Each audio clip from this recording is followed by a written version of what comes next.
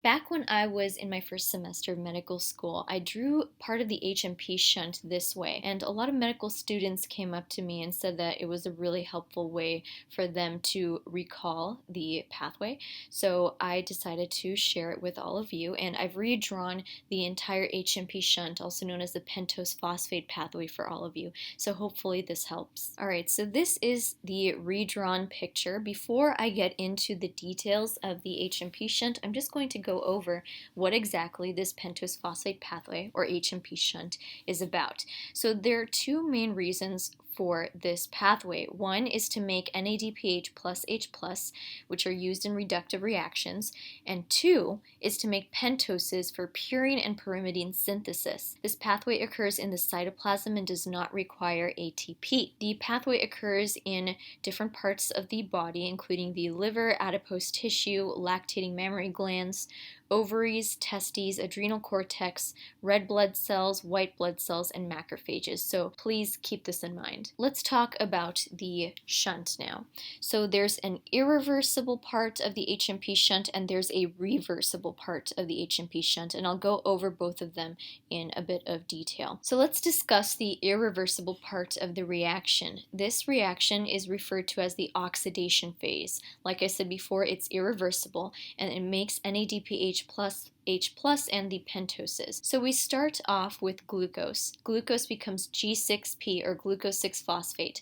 The C1, the carbon 1, is oxidized, and the G6P via G6PD, glucose 6-phosphate dehydrogenase, and the use of NADP plus to make NADPH plus H plus forms an intermediate 6-phosphogluconolactone, which then becomes 6-phosphogluconate, where the carbon 1 is released as carbon dioxide, as I have shown over here. Another NADPH plus H plus is formed from NADP plus, and via the enzyme 6-phosphogluconate dehydrogenase, ribulose 5-phosphate is formed. So there are two main enzymes that are used in this reaction. Both of them are dehydrogenases, and you can see that there are two times when NADPH plus H plus is formed. So that is the oxidation phase. And to add some more information to this, in the disease glucose 6-phosphate dehydrogenase deficiency, the issue is that since you don't have this enzyme and you're deficient in it, you're not able to go through this entire process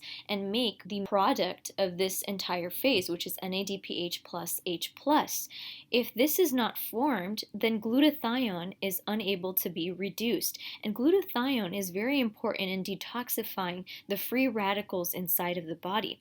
So if there's a decrease in NADPH plus H plus in the red blood cells, then the red blood cells become susceptible to these free radicals and these oxidizing agents, which leads to hemolytic anemia. And this can generally occur because of sulfonamide drugs, nitrofurantoin, primaquine, which is an anti-malarial, favabeans, or even anti-tuberculosis drugs. And I can discuss this deficiency in more detail later on, but just know that it's X-linked recessive disorder. It's more prevalent in African Americans, and the main issue is that there's a deficiency in NADPH plus H plus. Next, let's discuss this reversible reaction.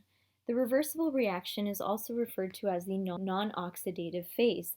It happens when you don't need pentoses, so you recycle them as glycolytic intermediates to recycle the carbons, or you can use this pathway if the cell only needs pentoses, hence the reverse reaction to make pentoses. In other words, you can move forward in the reaction to recycle the carbons, or you can use this pathway if you need pentoses and move backwards.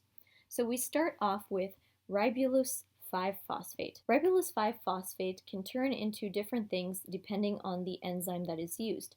If isomerase acts on ribulose 5-phosphate, it becomes ribose 5-phosphate. The ribose 5-phosphate via the enzyme TPP becomes cetoheptulose 7-phosphate, which then becomes erythrose 4-phosphate, and via the enzyme transketolase becomes fructose 6-phosphate. Via the enzyme epimerase, the ribulose 5-phosphate can become xylulose 5-phosphate, two of them. One of them is acted on by the enzyme transketolase, which converts it to glyceraldehyde 3-phosphate, and then via transaldolase becomes fructose 6-phosphate. The other xylulose 5-phosphate via TPP becomes glyceraldehyde 3-phosphate. Now let me make this easier for you. This is kind of like math, but very simple math. So we have the ribose 5-phosphate over here. Ribose 5-phosphate asks his neighbor, xylulose 5-phosphate, hey, could you maybe let me borrow 2 carbons? I want to turn into a 7-phosphate molecule. And xylulose is like, yeah, sure, why not? So the xylulose 5-phosphate hands over 2 carbons to the ribose 5-phosphate. 5 plus 2 is 7. So we have cetoheptulose 7-phosphate.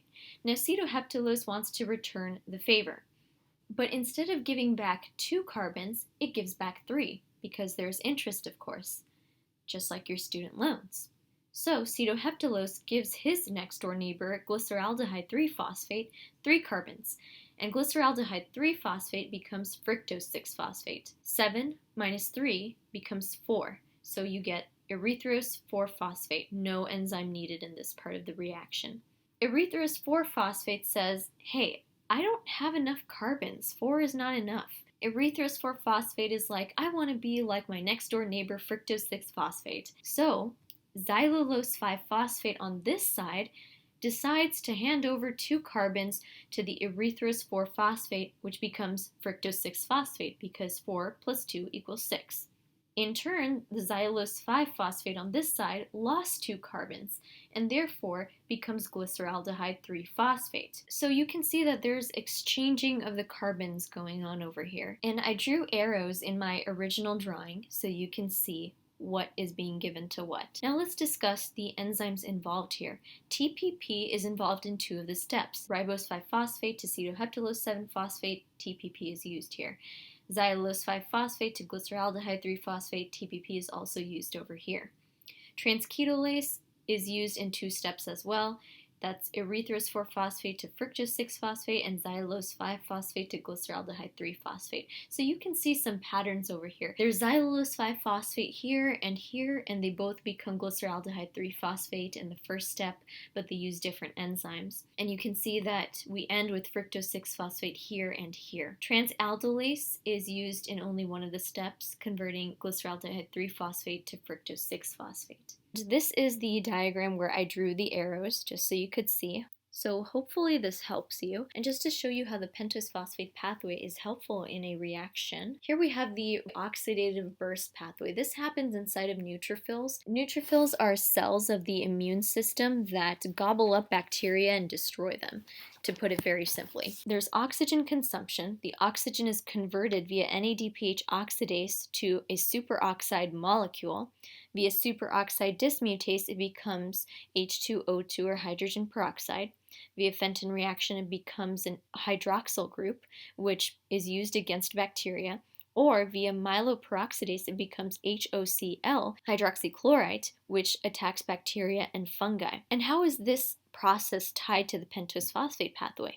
Well, the pentose phosphate pathway, PPP, provides this entire pathway with the NADPH plus H plus that it needs in order to move forward. So can you imagine if the pentose phosphate pathway wasn't working? We wouldn't have this NADPH plus H plus to supply the neutrophil with the ingredients it needs in order to get rid of bacteria and fungi. And just as side notes, if you're lacking NADPH oxidase, then that's usually an issue seen in chronic granulomatous disease. And if there's a deficiency of myeloperoxidase, it could lead to fungal infections because the HOCl acts against fungi. And not so much bacterial infections because you still would have the hydroxyl group acting against the bacteria. So that was the pentose phosphate pathway in a nutshell. I hope that helped you all.